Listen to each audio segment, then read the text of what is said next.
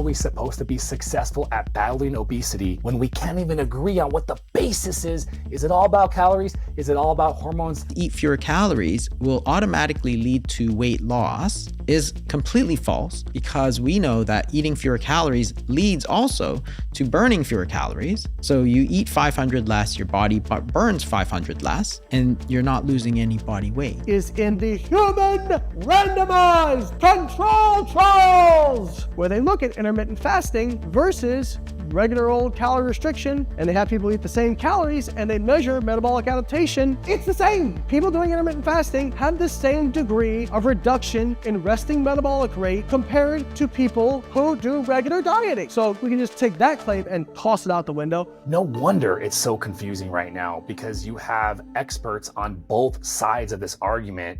So let me unravel in this video exactly why we have such a high level of success in our program, specifically implementing pieces from both sides. Guys, it isn't one versus the other. It is both that matter, and you're gonna learn in this video. So let's start with the calorie counting side. Again, just to establish what we're discussing here, there is the calorie basis of obesity and there is the hormone basis of obesity.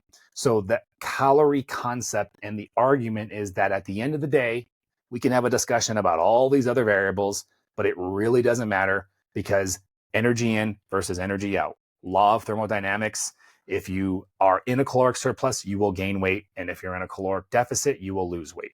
In essence, that's argument A. Argument B, the hormonal basis says, well, there's actually a lot more to this.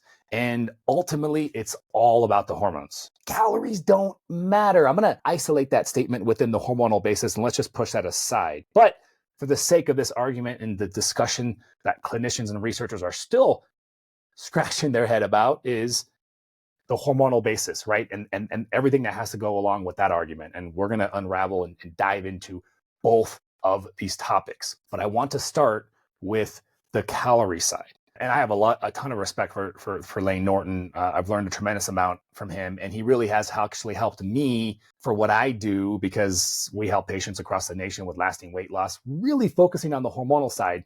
And he's really helped me take a step back. In order to better help our patients, we need to better understand what the heck we're doing. And so having more appreciation for these randomized control studies has really been, I would say, through the persistence and comical nature of Layne Norton. So I really respect him. Like he said, human randomized control studies. How do you argue that, right? And there are a few of them. But to summarize, when we look at these different randomized controlled human trials, which really is the highest level of evidence that we have in a scientific battle, you can maybe say a meta-analysis, which then takes those RCTs and kind of summarizes them for you. Even the meta-analysis that we have say the same thing, right? So I understand where he's coming from. The consensus among the highest level of literature that we have when trying to solve this battle of obesity and unraveling weight loss says it very clearly. They took these studies and they looked at different variables in the different studies, but generally speaking, they were controlling calories, and they looked at this group and said, okay, great, let's fast, for example. And this group didn't. Weight loss was the same when calories were controlled for. Then there's studies where they said, okay, let's do a low carb diet. Not low carb, medium carb, high carb. When calories were equated for, weight loss didn't change. This is a big deal, because we have the highest level of research that unequivocally there's no more debate. And so this is a big deal. And this explains why Layne is as energetic as he is. Probably, I don't know. The guy's hilarious to me, but I think he has every right to be boisterous, because it's almost like, why are we even having this discussion? Oh yeah, you don't understand literature. So that's where that just comes from. And it's very apparent when you swipe through social media, TikTok specifically, and you see a bunch of, I call them parrots, but people that clearly don't understand literature, people that lost a bunch of weight, say, for example, with the Unicity company, telling people to pay $200 a month for, tea and fiber, which, by the way, it's a phenomenal product. And we're going to talk about that product later. But my point of that is the stuff must work because it's selling like gangbusters, right? So why is that? We're going to table that for later. But when we look at the data, it really is easy for someone to say, why are we even having a discussion right now? Like, discussion's over.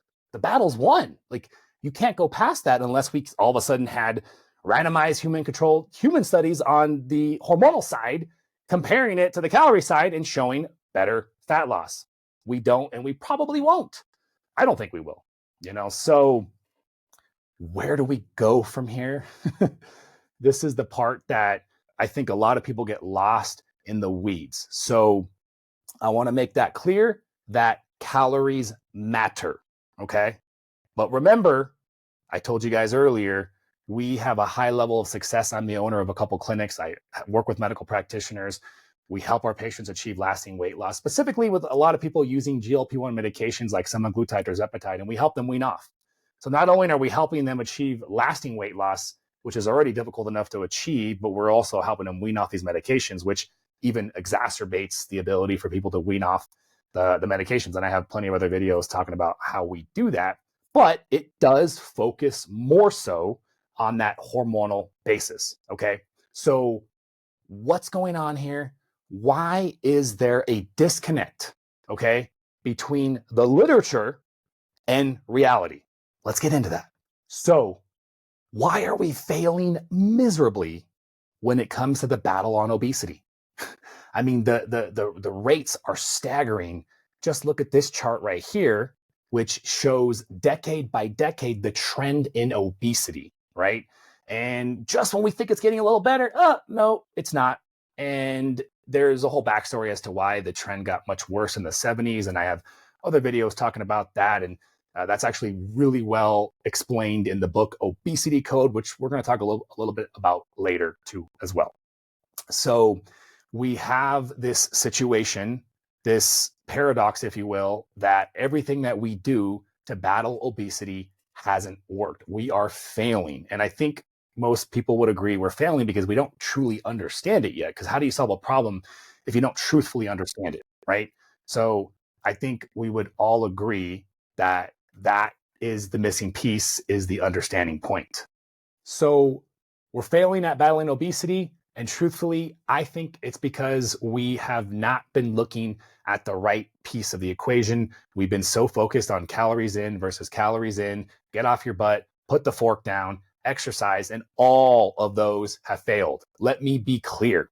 There isn't a single piece of literature that shows any sort of efficacy, like on a general basis, that we can actually reproduce showing long-term weight management. It's essentially, if you know somebody who's lost more than 20, 30 pounds and they've maintained it over a couple of years, that's a unicorn. I want to be very clear. It is very rare to find that. In fact, interesting note, when you look at the data behind these, they actually did this study where they looked at successful weight maintainers, right? And they were trying to figure out like what are they doing? Like, what's unique about the individuals? And they found things like obsessive compulsive like tendencies, neurotic like tendencies. A lot of them continue to be very conscious and cognizant over their calories. They continued to exercise. They continue to do the right things. But why is it so rare that can happen, right? Is it really the end of the discussion that's it, guys? We just need more of that. Try harder. Because if you just looked at that tunnel vision of obesity, and we even have the identifier as to why some of them were successful, it leaves you with no solution other than try harder. And I like to mention my friend David Goggins. He's amazing, and he really does set the bar for mental toughness.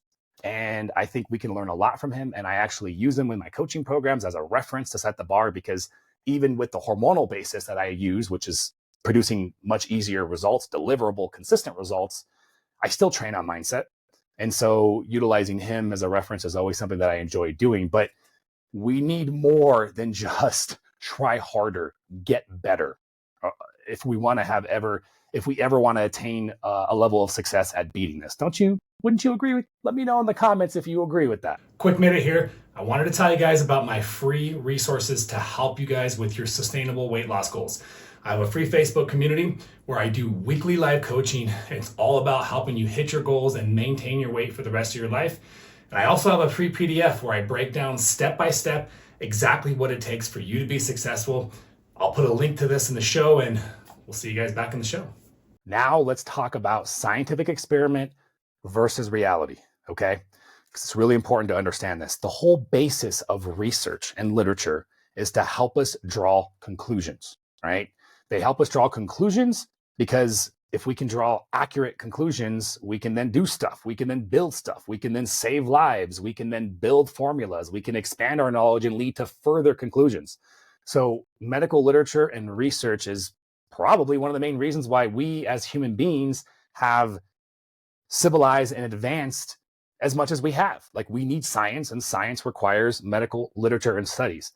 But it is, in my opinion, and many others, that we have almost developed this Achilles heel, if you will, where we rely solely on research. Now, I want to be careful when I say this, because right off the bat, I'm not saying let's disregard research. That's not what I'm saying. I'm also not saying let's choose and be biased, which is so damn prevalent that even when you try to account for bias, it's always inherent when medical literatures understand how that relationship works. So, well, we got to do our best to not be biased. We can't cherry pick research and confirm what we inherently believe. That's not sound science, okay? So I'm not advocating that.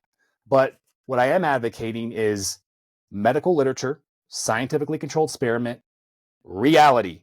What is working in the trenches, okay? So why is it that we see so many different doctors in so many different programs out there that will tell you some sort of hormonal basis, or they'll be helping patients achieve lasting weight loss with some sort of focus on hormones, specifically insulin being the biggest one? And I have many other videos that talk about actually how that works and the science of obesity. But again, that's not my basis for the argument. I'm here to share with you why, at least why I think what I'm doing on patients is working, is really centered around this basis. So something has to be there. Why are so many more practitioners offering this? Why are there freaking parrots on TikTok selling you $200 for tea and fiber and promoting intermittent fasting, and those people are blowing up right now? It's because the results are there. Business 101 tells us that, generally speaking, again, this is not my basis for science, but this is my basis for some common sense, and you're going to have to figure out where you want to land on this one. But Business 101 tells us that when business is successful, you usually will find demand for a product or a service in this case, right? And so truthfully, I think there's no magic to those products. There's some magic to them. They don't make a product like that, but I really think it's the ability for the product to make it easier for people drinking the tea and the fiber to get into long rounds of fasting. That's where I truthfully land. And that's where I think that company blows up. It's just not sustainable. I mean, $200 a month for the rest of your life is totally unsustainable. And if you stay tuned with me, I promise you're not going to have to do that. And you become one of my warriors and flow lifestyle patients. So it's a strong opinion of mine that something is there on the hormonal side, but we have to make sense of it, right? Because those RCTs are there and they're real. And Dr. Layton Norton is throwing no BS your way when he's because he understands that literature better than anybody else that I probably know, because he is a PhD and he's participated in a lot of that research himself. So not that particular research, but he's done research himself. So it is important that we dive into this and attempt to understand how both of these could be true at the same time. So for me, I understand that calories matter, right? And we know that from the RCTs. But what about the ability for the patient, for the person, for you watching this, right? Ultimately, we know it's, again, the science says just get in that caloric deficit, but how the heck do you get into a caloric deficit? What is required for a person to get to and adhere to a calorie restriction? Remember, in order to be so accurate, these were scientifically controlled experiments, in a lot of them in wards. And so they were forced, only allowed to hit the calorie goals in order for us to get the data and know the effect of A on B. But in the real world, we don't have that situation. People don't have wards. They don't have somebody controlling how much they're eating and ensuring they're getting that calories in. They're on their own, okay? And so this is a huge problem when we try to extrapolate even this super high level research. It's not that this research is invalid. It's they didn't research the right thing. Because in reality, what we should be studying, because that proves calories ultimately matter. But what they need to study is what methods provide the highest adherence to calorie restriction that, thanks to these RCTs, we know are required for long-term weight loss and even long-term weight maintenance. Continual calorie restriction is required for long-term weight maintenance. So we don't have those. I've done the research, and unfortunately, you're left with very little, almost none, studies that were specifically designed to look at. And if you guys watching this can find a study in this, please send it my way, because I haven't seen it yet. Anything reasonable. It's a very, very, very, very short stuff. But we need to be designing a high-level study where the objective is to compare method A of calorie restriction, which in the traditional method would be just eating less calories every day, versus a intermittent or fasting approach. Maybe even look at a daily intermittent, and maybe even look at a longer format of fasting where you take a whole day or two off in a week, say, for example, AKA, spoiler alert, that's what we do with our patients. And I think that's part of why we're so successful. We'll talk about that later. But lo and behold, we don't have that research. And so we're stuck between a rock and a hard place in terms of what we can do to further our understanding with regards to this particular issue. Enter the equation, Dr. Jason Fung, who I clipped to the beginning, who I have a lot of respect and admiration for, because he really laid the foundation, which has literally changed the landscape, okay? If it wasn't for his work, I don't think we'd be having a discussion. I don't think we'd be having an argument. I think somebody sooner or later was bound to do what he did. So if there probably would have been a replacement for him at some point, but he was the man that really made the biggest vocal outflow to the world. Hey, something's wrong here. The calorie method isn't working. And then what is it? And then he explained it in this book called the Obesity Code. Okay. So the Obesity Code is like the most comprehensive book that delves into this new theory of obesity, aka the hormonal basis, right? Which is affected a lot by our genetics. And he talks about that. Because we don't have,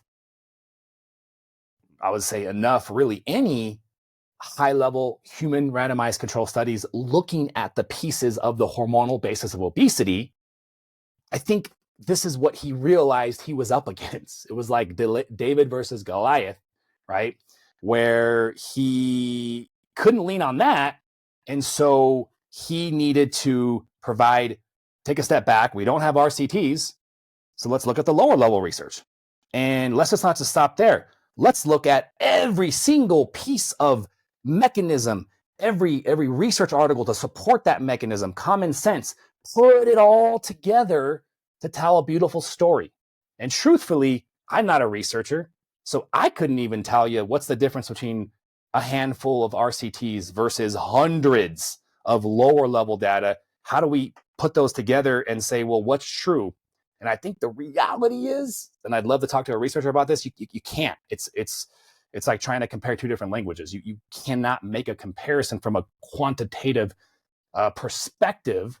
At least that's what I think at this point. Correct me if I'm wrong, if we can, but I don't think we can. So what Dr. Fung did is he literally, there's about 20 to 30 pages of just citations, hundreds and hundreds of citations.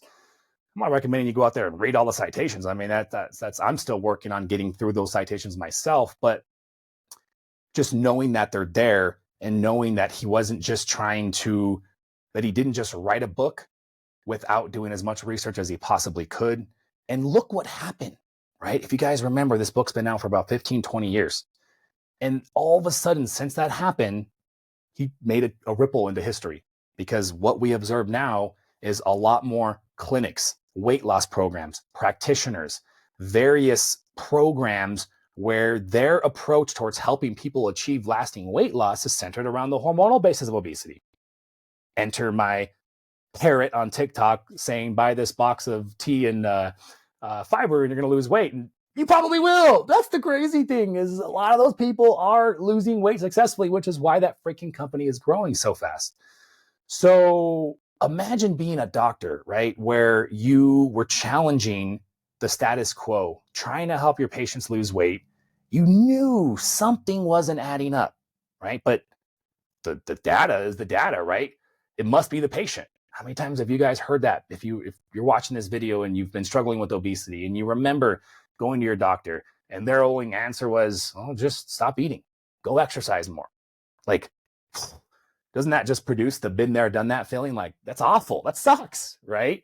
But that was the data. Some of those clinicians, though, they knew something was wrong, right? And then bam, this work of Dr. Fung comes out. And now it's like a lot of doctors have a foot to stand on, to lean on, if you will, where now they're comfortable because they got an explanation to something that they knew was probably there, but just didn't have the ability, or I don't even know how Dr. Fung even began to start to accomplish what he did, but thank God he did, because I've already made it clear where I stand on this. I think it's monumental what he did, but we're going to get into some of the problems and where I can still have a ton of respect and appreciation for people like Dr. Lane Norton and their viewpoint that none of that stuff matters, or it doesn't matter nearly as much, maybe. I wanted to interrupt the show to tell you guys about the free resources that I have for you to be successful in 2024. The link in the show notes is going to provide you a way to join the free Facebook community. We do weekly live training. It's a great community. We'll answer all your questions with or without the medications. We're going to help you get there. And there's a free PDF which breaks down the steps so that you know exactly what to do, how to do it to be absolutely successful this year for your weight loss goals. Now back to the show. I want to talk about the knees over toes, guys. Have you seen this crazy mofo? He's just running backwards all over social media, blowing up. He's training NFL athletes. He's training collegiate athletes, celebrities. Nobody questions this guy anymore, right? Do you know how many years of ridicule this man endured? Do you know how many years of, you're crazy, you're what are you talking about? The research says you're going to blow knees out. Why would you put the knees over toes? Yada, yada, yada. And despite that literature being there, he knew that there was more to the equation. He knew that there was something there that needed to be figured out. And he didn't let the societal opinion or the data get in his way. And look where he's at now. So, which again, I can't have a scientific battle and say he's right. All I can say is, oh, either you're going to trust him and try his stuff and see that it actually works, or you're going to continue to think that, oh, it's not proven, so I'll just stick with what is working. Yeah, you let me know which option you go, because I'm doing this program. That's why I even bring him up, because I've always seen him, and and I never had an injury to actually delve in. And last couple of years I dealing with knee injuries, and so I've been using his stuff. Phenomenal, but I use him as a reference because I myself am in this same situation like Dr. Fung was too as well. When you have a story to tell and you have reason to validate, like you're not just talking out of your what. Me personally, I own clinics. I employ medical practitioners. We've serviced thousands of patients with GLP-1 medications, which I have other videos talking about that, but just so that you can understand, these GLP-1s, if you haven't heard of them, semaglutide or zeppetide, are powerful weight loss agents, the best weight loss meds we've ever seen in history, and they are literally changing the pharmaceutical landscape and obesity management, and I can go on and on and on. They do two main things. They suppress appetite and they improve insulin sensitivity, which is very important for weight loss, and they promote massive, massive weight loss. We see that. But the downfall to these medications is, as you can see in this study, 70% of patients regained all their weight within a single year of stopping semaglutide, one of the more popular GLP-1 medications. Understand, though, this isn't a phenomenon to weight loss medication. We talked about it earlier. 80% of people within a couple of years will regain all their weight loss. So maintaining weight loss has always been a problem, But when you lose weight through the aid of, say, for example, a powerful medication, right, you're likely going to rebound faster. And that's what we're seeing in the data. But what we have figured out in my programs is how to utilize these medications as a tool instead of as the solution, right? This whole concept that obesity is a chronic disease and it requires lifelong medication, in my opinion, just isn't true. I'm not going to come out here and make claims and say that's horse crap, just do my program, because I try to be as aligned with the available data as possible and share with you what is there from research that I've seen, what I think is not existent, and what is, potentially on the table. So when it comes to what we're doing, we've treated over 1,000 people. In fact, 1,050 as of February 2024. And the majority of our patients are using these meds, but we coach them week by week into deep lifestyle choices and interventions. Essentially, the categories are what they're eating, so reducing processed foods, fasting, cycling their carbohydrates, but overall lowering it, resistance training, and various forms of high intensity exercise, optimizing stress, optimizing sleep, a good supplement protocol, and then support, and then finally mindset training. I do that every week with my patients. And I think this is why we have such a high level of success. But everything that we do, the majority of those lifestyle choices really come back to the hormonal basis of obesity, which is why I'm making this video, which is why you're probably watching it, because you probably, like me, want to figure this out and you want to know what's the answer to this question that you look at those two clips from the beginning, very confidently tell you it's A, it's B, and I'm sitting here saying it's actually C, right? And we'll continue to unravel this as we go on. So I've had these clinics for about a decade where I work with medical practitioners, and I've always had this mission statement of reducing prescriptions, preventing surgeries, and restoring optimal health, and embracing science, but staying true to my holistic core, which is paramount with that mission statement. But weight loss, specifically, out of everything our clinics do, has always been the most emotionally driving feeling, right? I don't know about you guys watching this, but I am fortunate enough to say that I get up every single day with a smile on my face doing what I'm doing. And I will never stop. I will never stop helping people battle obesity without lifelong dependence upon these medications. It's always been lasting weight loss because of my personal struggle. But now when I see what's happening with these medications, it's really evolved into that.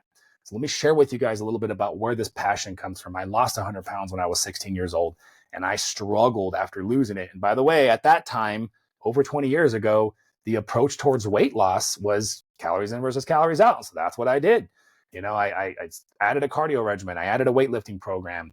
I counted my calories and macros, and I could get myself to lose weight.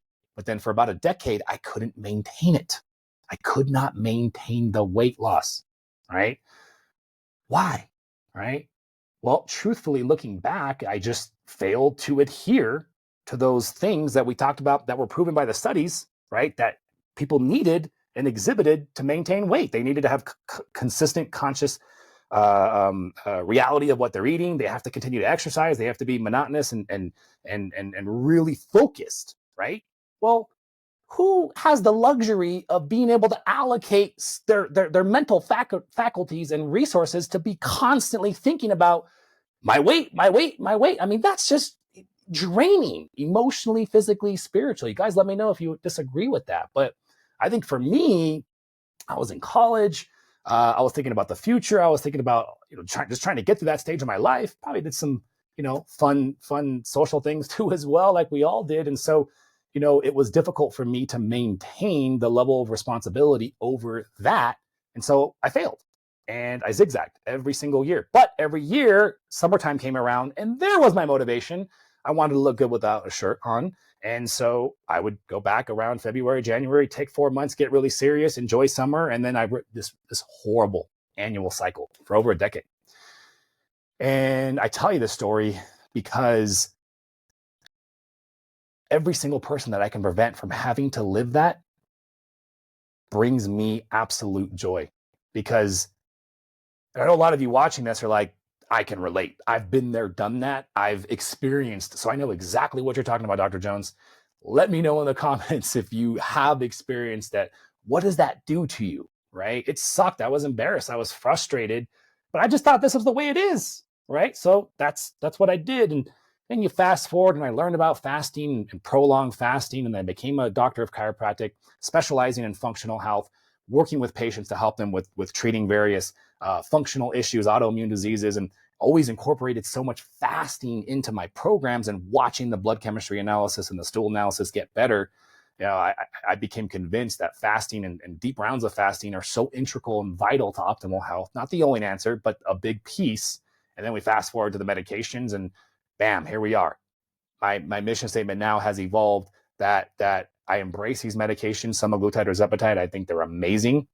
I think that food chatter is real, and most of us have failed to be able to start and adhere to a program, and the medications allow us to rid ourselves of that food chatter. But then they have to be paired with lifestyle coaching, and the right style of life, the right type of lifestyle coaching is what I think I've in our clinics have figured out, which goes back to why I'm making this video and why you're watching this, is the hormonal basis. But how do you make sense of all of it? Calories don't matter. How many freaking people on social media have you seen that? The parrots that we talked about earlier, but not just the parrots, you could even find Dr. Fung making that statement. And so, I found myself trying to figure that out, right? Does he actually think, the man that wrote the Obesity Code, the Diabetes Code, the PCOS Code, the Cancer Code, that made monumental changes to how we look and interpret this other category of achieving weight loss and improvements in metabolic health?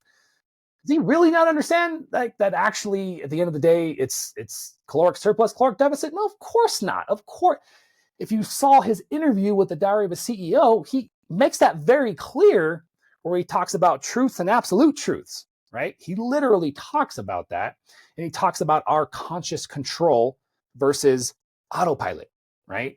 And so what do I mean by that? We're going to talk about that, but we have to understand the statement calories don't matter versus calories do matter under what context, okay? So we already know from the randomized control studies that end all be all determining factor at the end of the line of steps that leads up to the result, right, would be are you in a deficit or are you in a surplus? We know that, okay? But what I've started to kind of allude to is, prior to the conversation of am I ultimately in a surplus or a deficit, is what dictates whether or not I can adhere to the calorie restriction and battle my hunger that would be necessary for the weight loss that we just established is needed to exist for us to lose weight. And guys, it goes even more than just the ability for a person to control their hunger. We have the other discussion about metabolism, right? And you have various portions of your metabolism. I talk about that in my weight loss plateau video, but the basal metabolic rate makes up about 60 to 70% of the total amount of calories expended. That's how many calories your body burns at rest. And guess what? Your body has the ability to turn that dial down. And that's what, by the way, is what happens in a weight loss plateau. Your body can turn the dial down and slow down its basal metabolic rate. And we've seen this in the data. In response to calorie restriction over time is this mechanism where the body both usually turns down that basal metabolic rate, so it makes you burn less calories, and turns on the hunger. Is it making sense why unicorns were the only ones that have ever been able to sustain a calorie approach of weight loss, right? And why those tendencies of neurotic and hyper-focused and more powerful people were the ones that been able to adhere to this? Because they were able to David Goggins their way through it. But requiring David Goggins-like mental power, if you will, is not what is going to solve this problem.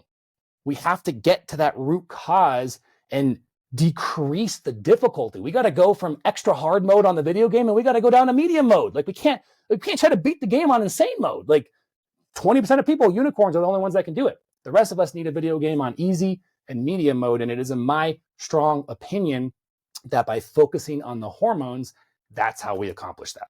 I want to create this visual for you when we look at adhering to calorie restriction versus not, okay? So think about it for a second, right? At any given moment, you have the ability to consciously make a decision and say, I'm going to go stuff my face. And you couldn't stuff your face to death. You have strong internal reactions eventually that would trigger, but you could try really hard. If someone had a freaking gun pointed to your head, you can keep eating and eating and eating. And as long as you can push yourself through the pain, right? To a pretty far point. The opposite's also true too, right? With enough mental strength, you could starve yourself and not eat 5, 7, 9 days. I mean, how many times have we seen people who were in a situation where they had no food and they lasted a very long time, right? Again, the body is powerful in its reactions and what it can do to survive, right? So we do have this ability to consciously make a decision and execute, right? But what does that require? So this is the way that I describe it to patients, and I call it attention units, right? Marbles, if you will. So at any given moment, you have about 100 marbles to play with. Where are those marbles allocated? Well, most of us have about 50% of those marbles stuck in the past without even realizing it. That's a whole nother conversation. You have about 30 to 40% of your marbles stuck on what you're doing in the moment, right? You're getting up, you're getting ready for work, you're preparing breakfast, you're brushing your teeth. A lot of that's autopilot mode, but that's still requiring some of your marbles. And then you have about 15%, 20% if you're lucky, to maybe strategize and plan and think about other things and plan for the future. So you don't have that many marbles, right? If you were to crash your car, right, you'd come out of what you're in and you'd have all your marbles in that moment, right? Extreme situations can pull us out of that monotonous day-to-day situation and have us allocate all of our marbles. But the reality is, and by the way, that's also very stressful on the body, and cortisol spiked, it's not sustainable. But even if it was, right, it requires that sort of stimulus for us to do that. It's not reality. Here's reality. And this is where I go back to that conversation that I was having earlier with you about randomized control studies versus reality, right? In reality, we're not in scientifically controlled experiments where somebody is ensuring that we hit our calorie goals. In reality, it's on us and only us. So what is going to dictate? Like, you can't make a choice to be hungry or not hungry. You can't. You don't get to decide when you're hungry. Your body makes that decision for you. And you're dealing with that, right? To the best ability that you can. And guess what? We know, and this is scientifically proven, that hunger is dramatically influenced by, guess what? Your hormones. Your hormones influence your hunger, as well as influencing that metabolic rate.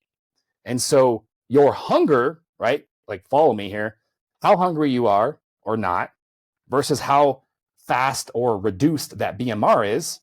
Wouldn't you agree that the combination of both are going to ultimately be the dictator as to whether or not Sally or Joe are going to adhere to that 300 calorie deficit every single day? Like, truthfully, think about that for a second. I think most people would agree that whatever's running our bodies, the majority of the time is going to be the end all be all. And that's where we take it back. And I think that's what Dr. Fung, actually, I know that's what Dr. Fung is trying to say. It's not like it's don't take the statement, calories don't matter literally. Like, come on. Of course they matter. And I know he knows that. Now, those parrots on TikTok, they probably don't. Okay. Like, they probably literally think calories don't matter. And in a literal sense, you can eat as much as you want and you're going to lose weight if you fast and do that tea.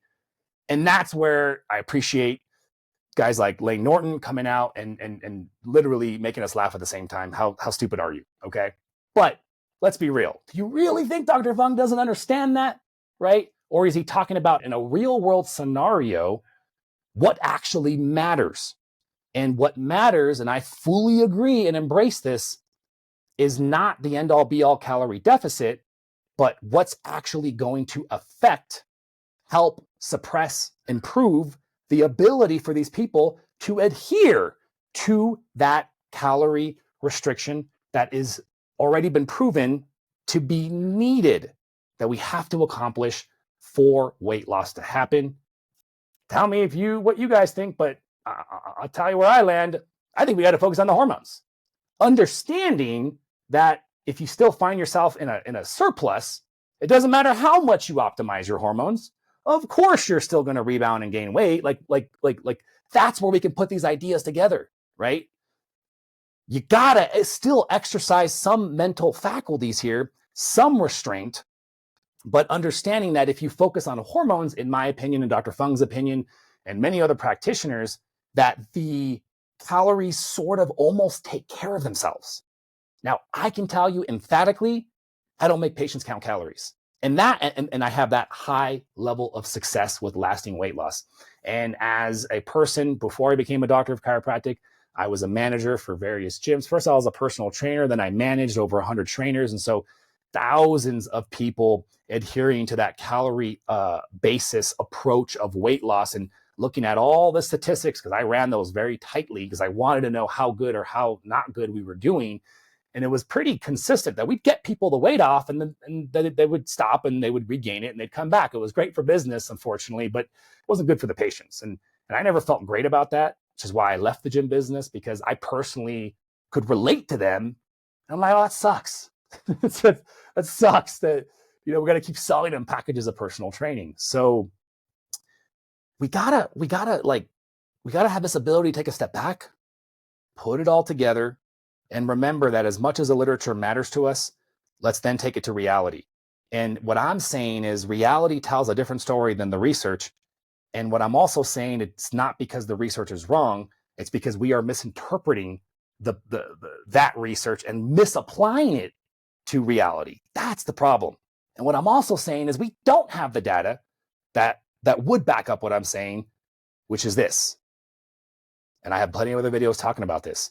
If we optimize the hormones, right, via those pillars that I mentioned earlier, you are going to improve your hormonal status and have a more positive impact and increase the likelihood that you will adhere to that calorie restriction. Okay, guys, I hope you found this informative, and I hope that I inspired and changed the way that you were looking at this. Maybe I completely changed your frame of reference from calories and now you are understanding hormones better. Maybe you were totally on the hormonal side and now you appreciate calories better. That's always kind of nice too as well. But if you guys want to learn more, if you want to take a delve into what we do with our patients, why we have a 94% success rate at helping patients achieve lasting weight loss, specifically navigating around semaglutide and tirzepatide, then go to the link on the screen or in the notes. We'll provide a link where you can fill out your information there. Get yourself scheduled for a free consultation with my team and get access to more webinars and more information so that you can make the best decision for yourself. We'll see you guys later.